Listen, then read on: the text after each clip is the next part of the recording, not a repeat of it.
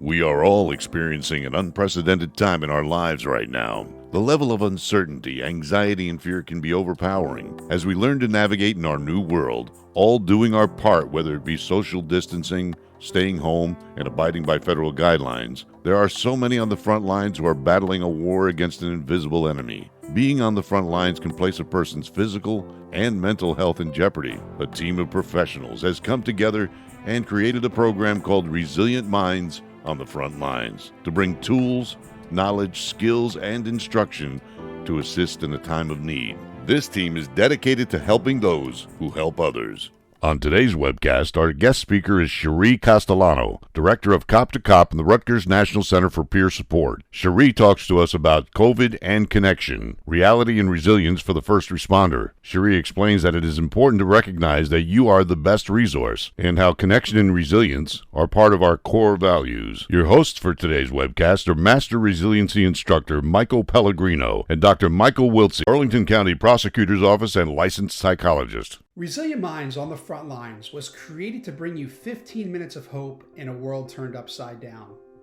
The topics in our webcasts are all meant to help those on the front lines help themselves and others. Today, Cherie Castellano recognizes that rescuers that rescue everyone else sometimes need rescuing themselves, and to recognize that you are your best resource. Family is also a great resource to connect to, and Cherie would know firsthand as the wife of a police officer. As first responders, we have a choice to connect or disconnect. Cherie helps us to learn how to connect to our resilience. Be safe, be healthy, be resilient. Hello, my name is Cherie Castellano, and I'm so honored to be part of the Resilient Minds on the Frontline series. Currently, I'm the Director of Cop to Cop and the Rutgers National Center for Peer Support. And I'm so honored to be part of this project to talk to you today about COVID and connection, reality and resilience for first responders. When I thought about resources and resilience for first responders, I realized that my reflections brought me right back to you. As rescuers who rescue everyone else, it's time to be focused on rescuing yourselves and recognize that you are your best resource. So let's connect to you in this discussion today. Family is also another amazing resource for you to connect to. And as a police officer's wife, I can say that firsthand. And faith is also a foundation for so many of us in service. First responder resources should be culturally competent. So I'll mention those two, but I really want to get to talking about connection. So my connection, as I mentioned earlier, is that I'm a police officer's wife. And that informs everything that I do in terms of staying connected to my husband and my family. My favorite theorist described connection as the energy that exists between people when they feel seen, heard, and valued, when they can give and receive without judgment, and when they derive sustenance and strength from the relationship.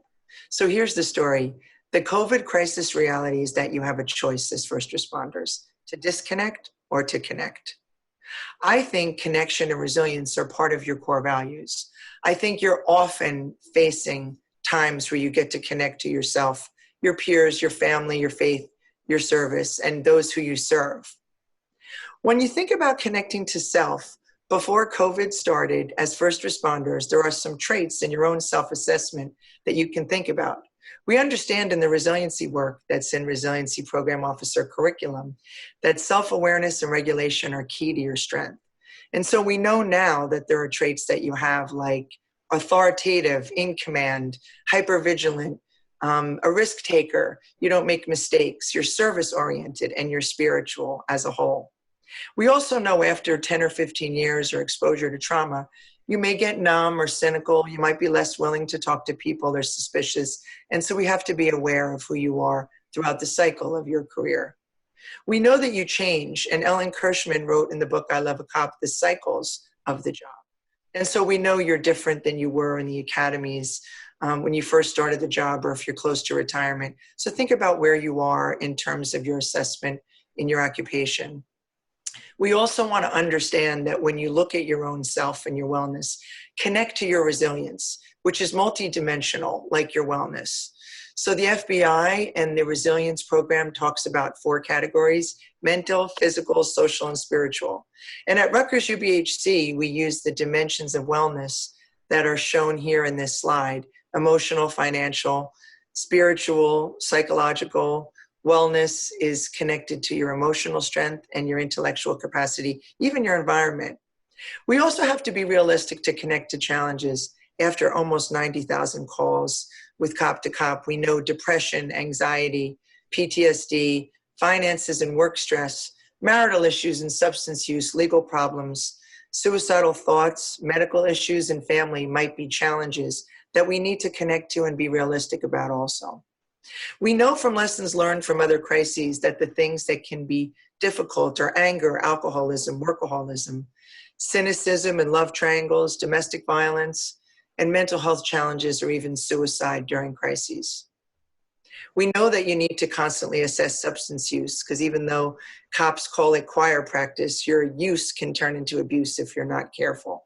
So we ask questions like the CAGE questionnaire. We know that you need to connect to the crisis response right now that you're involved in and how the trauma affects you, knowing that critical incident stress is the normal reaction to an abnormal event. And it can affect you in physical, emotional, spiritual, and cognitive ways. Connect to your post-traumatic growth, because not everybody who's exposed to this crisis or any trauma in first responder culture is broken by it. Many are overcoming it with post-traumatic growth, with a sense of themselves, connecting to their families, their self, and their spirituality. Connect and reflect. So let's not, fall into that hypervigilant time in this COVID crisis, and allow ourselves to be still and connect to those dimensions that we looked at earlier, to yourself, to your service, to your peers, to your physical state, your spiritual state, your job, your finances, even your environment. We know that Cop to Cop is based on connection. And over 20 years ago, that was the foundation of our work when we started. Cops helping cops, because you understand each other better than anyone else. And now today, 20 years later, as a national best practice, it's all about the power of connection. After 9/11, crisis was an opportunity where we were able to create connection for many first responder populations beyond Cop to Cop. We started a fire and EMS program, vet to vet, that's now Vets for Warriors, teacher to teacher, mom to mom, worker to worker. We have a lot of connection that transforms and heals. The model that I created, reciprocal peer support, doesn't just highlight connection as the primary task, but that it's reciprocal. When you connect to each other, to yourself, to your family, sometimes it serves you more than it serves them. We know that across the country, people are asking for help, and we understand that we need to keep these resources simple. So here's the story. Just think about connection. Connect to your peers. Cop to Cop and the resiliency program officers are working together to foster connection for you for whatever you need. Call Cop to Cop at 866-267-2267. And right now, our officers are standing by to be able to help you with telephone counseling, referrals for COVID or for your family, doing virtual debriefings, creating wellness plans for you for your own self-care, and connecting you to resiliency program officers that can help you build your strength. These RPOs are really strong and amazing. We got a chance to meet them in a master resiliency training recently, and 150 of them are out amongst you, trained and ready to support you.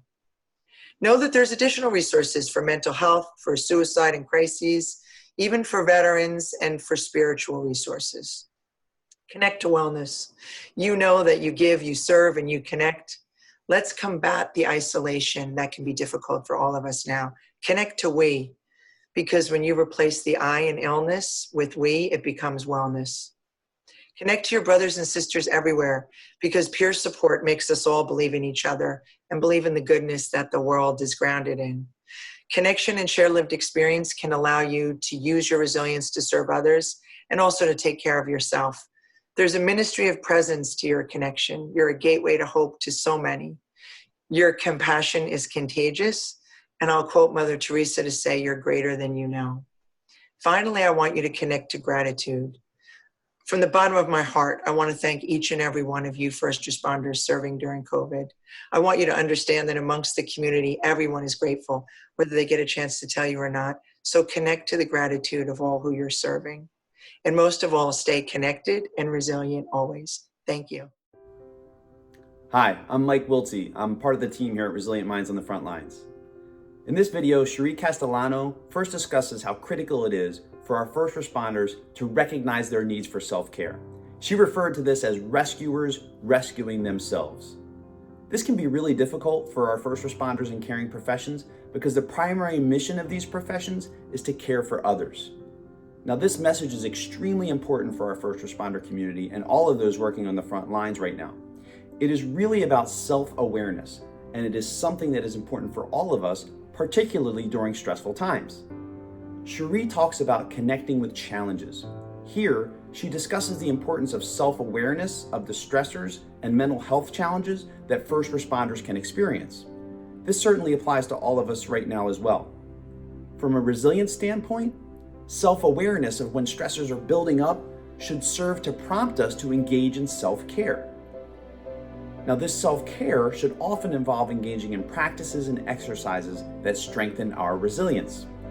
One such way of strengthening our resilience is through maintaining and building our social connections. Now, Cherie stresses this in this video, highlighting the importance of connecting to our family, our faith or spirituality, and our peers. Psychological science tells us that connecting with others is key to resilience, and it makes us happier.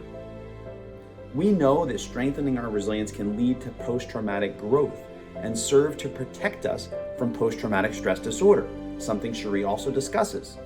Now, post-traumatic growth is positive psychological change following adversity. Finally, Cherie provided numerous phone numbers, resources that are available to cops, first responders, veterans, moms, teachers, workers. These are peer support resources that build on the principle of connections by connecting peers who can provide support in times of need. In this video, Cherie states that you have a choice as first responders, a choice to disconnect or to connect. I would add that all of you watching this have that same choice, and that choice applies to this crisis, any future adversity, and to your life in general. The take-home message of this video is to understand the importance of connection to others to build our resilience. In his book, The Happiness Advantage, researcher and consultant Shawn Achor describes this as social investment. This quote from his book says it all during these challenging times. In the midst of challenge and stress, some people choose to hunker down and retreat within themselves. But the most successful people invest in their friends and their peers and their family members to propel themselves forward. This principle teaches us how to invest more in one of the greatest predictors of success and excellence, our social support network. Thank you for joining us on the Resilient Minds webcast.